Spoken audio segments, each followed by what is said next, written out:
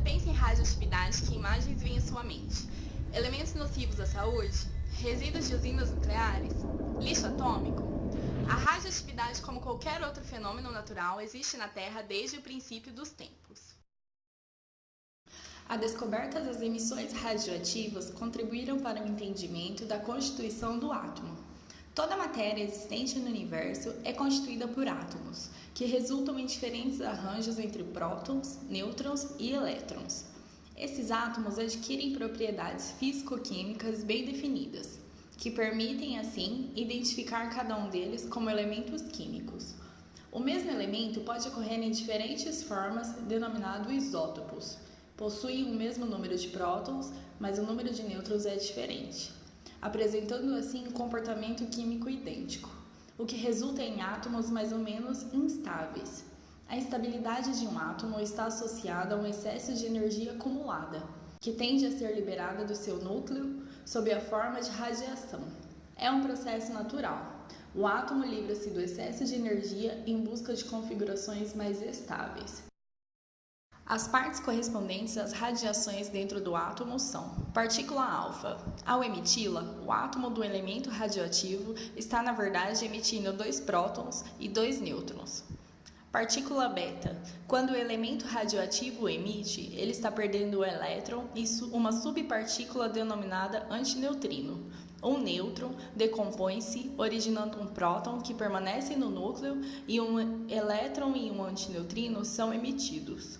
Radiação gama. Ela não é constituída de partículas, mas assim como o raio-x, ela é formada por ondas eletromagnéticas, não possuindo carga nem massa. Os danos causados ao ser humano por cada uma dessas partículas são em 3 níveis diferentes. Vamos começar pela partícula alfa. Em razão do seu baixo poder de penetração, não atravessando nem mesmo a folha de papel, roupas ou pele, os danos que elas causam ao ser humano são pequenos. Quando incidem sobre o nosso corpo, elas são detidas pelas camadas de células mortas da pele, podendo no máximo causar queimaduras. Já o poder de penetração da partícula beta sobre o corpo humano é de apenas 2 centímetros. As partículas beta podem penetrar na pele, causando queimaduras, mas são barradas antes de atingir os órgãos mais internos do corpo. Já o alto poder de penetração da partícula gama se deve ao fato de que, como não possui uma carga elétrica, não sofre interferência dos elétrons e prótons dos átomos dos materiais que atravessa. Em razão disso, as emissões gama podem atravessar o corpo humano e causar danos irreparáveis, pois quando passa através da matéria, essa radiação interage com as moléculas, resultando em íons e radicais livres, que em grande quantidade em nosso organismo são extremamente prejudiciais às células vivas. Algumas células se mostram mais sensíveis, como as do tecido linfático, da medula, membranas mucosas intestinais, das gônadas e da dos cristalinos dos olhos. As partículas são emitidas pelo núcleo do átomo imediatamente após a saída das partículas alfa ou beta. Por isso, mesmo um elemento emissor de partículas alfa pode ser perigoso, pois também emite raios gama. As células, quando expostas à radiação, sofrem a ação de fenômenos físicos, químicos e biológicos. Tendem-se a avaliar os efeitos da radiação em termos de efeitos sobre células, quando, na verdade, a radiação interage somente com os átomos presentes nas células, e isso é denominado ionização. Radiação cuja energia é superior à energia de ligação dos elétrons de um átomo com o seu núcleo, o suficiente para arrancá-los de seus orbitais. Assim, os danos biológicos começam em consequência das interações ionizantes com os átomos formadores das células. Os fenômenos físicos que intervêm são ionização e excitação dos átomos. Estes são responsáveis pelo compartilhamento da energia da radiação entre as células. Os fenômenos químicos sucedem aos físicos e provocam rupturas de ligações entre os átomos, formando radicais livres num intervalo de tempo pequeno.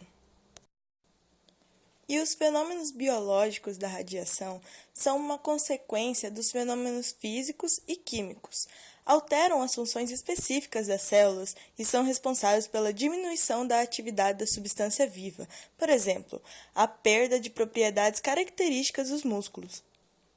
Além dessas variações funcionais dos efeitos biológicos, caracterizam-se também pelas variações morfológicas, alterações em certas funções essenciais ou a morte imediata da célula, isto é, dano na estrutura celular. É assim que as funções metabólicas podem ser modificadas ao ponto da célula perder sua capacidade de efetuar as sínteses necessárias à sua sobrevivência. Nem todas as células vivas têm a mesma sensibilidade à radiação. As que têm mais atividade e, quando estão se reproduzindo, são mais sensíveis. E a presença de oxigênio aumenta essa sensibilidade, pois células com oxigênio insuficiente tendem a ser inativas. Muitas das milhares de células que constituem o nosso corpo são altamente especializadas para o desempenho de determinadas funções. Quanto maior o grau de especialização, isto é, quanto mais diferenciada for a célula, mais lentamente ela se dividirá. Mas há uma exceção significativa a essa lei geral, pois os linfócitos, que embora se dividam em condições excepcionais, são extremamente radiosensíveis. Sabendo disso, as células vivas podem ser classificadas segundo suas taxas de reprodução. Como os glóbulos brancos e células que produzem sangue, estão em constante reprodução, portanto, são mais sensíveis. As células reprodutivas gastrointestinais não se reproduzem tão rápido, portanto, são menos sensíveis. E as células nervosas e musculares são as mais lentas, sendo então as menos sensíveis. As células têm uma incrível capacidade de reparar danos. Por isso, nem todos os efeitos da radiação são irreversíveis. Em muitos casos, elas são capazes de reparar qualquer dano e funcionarem normalmente. Em outros, no entanto, o dano é sério demais, levando a célula à morte. Pode ocorrer também de haver uma célula danificada e ainda assim conseguir se reproduzir, mas suas células filhas terão falta de algum componente e morrerão. E também, a célula pode ser afetada de tal forma que não morre, mas é modificada e se reproduz e perpetua a mutação como se nada tivesse acontecido, o que poderá significar o começo de um tumor maligno. Este que pode ser desencadeado por uma radiação também pode ser controlado por ela. O método é chamado radioterapia, onde a radiação penetra no corpo do paciente, atingindo e agredindo o tumor. As células deste se reproduzem rapidamente e também têm um bom suprimento de sangue e oxigênio, tornando um sistema celular muito sensível à radiação. E quando exposto, a camada externa de células que está se dividindo é destruída, fazendo com que o tumor diminua de tamanho. Se receber uma alta dose para ser destruído completamente, o paciente também poderá morrer. Por isso, é aplicada uma dose baixa no tumor a cada dia, não possibilitando que o tecido tenha chance de se recuperar de qualquer dano, enquanto, gradualmente, é diminuído. Os efeitos biológicos da radiação podem ser divididos em duas categorias. A primeira consiste de exposição a altas doses de radiação em breve intervalo de tempo, produzindo efeitos agudos de curta duração. A segunda é formada pela exposição a baixas doses de radiação num período mais extenso, produzindo efeitos crônicos ou de longa duração.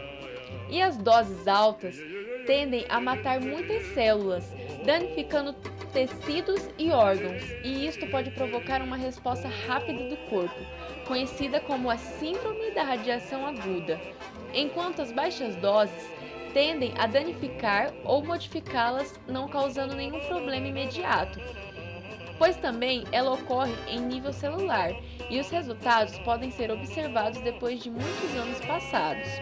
Os efeitos biológicos no corpo inteiro vai depender de vários fatores: a dose total da radiação, o tipo de célula, o tipo de radiação, a idade do indivíduo, estágio da divisão celular, parte do corpo exposto, estado geral da saúde, volume de tecido exposto e intervalo de tempo em que a dose é recebida.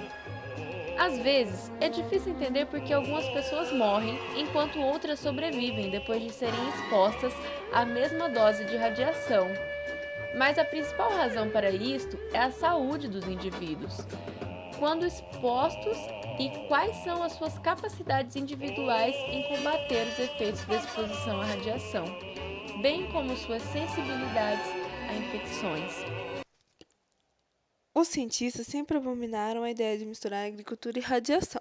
Logo, as áreas que tivessem sido afetadas por acidentes nucleares como a de Chernobyl são vetadas para qualquer tipo de plantação. Porém, um grupo de cientistas da Academia de Ciências da Eslováquia está derrubando essa visão. Esses cientistas realizaram um experimento na qual plantaram com sucesso 720 variedades de vegetais em Chernobyl e apenas 5% sofreram alterações genéticas. Outros estudos indicam que o grau de dano que a radiação pode causar nas plantas depende da eficiência dos mecanismos de proteção e reparo, como o acúmulo de substâncias ou estruturas que absorvam a radiação, como a ativação de defesas antioxidantes. Em algumas espécies, a penetração da radiação na lâmina foliar é atenuada pelas camadas epicuticulares e pela cutícula, assim como pela presença da hipoderme. As plantas expostas à radiação ultravioleta B são induzidas a mudanças bioquímicas, como a produção de compostos que absorvam ultravioleta B, como, por exemplo, flavonoides e outros compostos fenólicos na folha. Esses compostos alteram as propriedades ópticas das folhas, atenuando a radiação através dos tecidos foliares, reduzindo significativamente o potencial da radiação em danificar o DNA, o que ocorre nas células do mesófilo. Estudos realizados constataram efeitos como a diminuição na taxa de crescimento, redução da área foliar e redução na absorção da luz visível. Observaram também o incremento da espessura e o número de camadas da hipoderme, aumento da espessura do parênquima polissádico, concentração de cloroplastos próximo à face abaxial da epiderme, em consequência da redução da capacidade de transporte dos elétrons, aumento da densidade de tricomas nas folhas de diferentes espécies e redução da densidade dos estômagos, assim como na abertura estomática também. As sementes irradiadas apresentam maior índice de germinação, e as plantas irradiadas afetadas pela intensidade luminosa mais baixa recuperam-se mais rapidamente que as não irradiadas.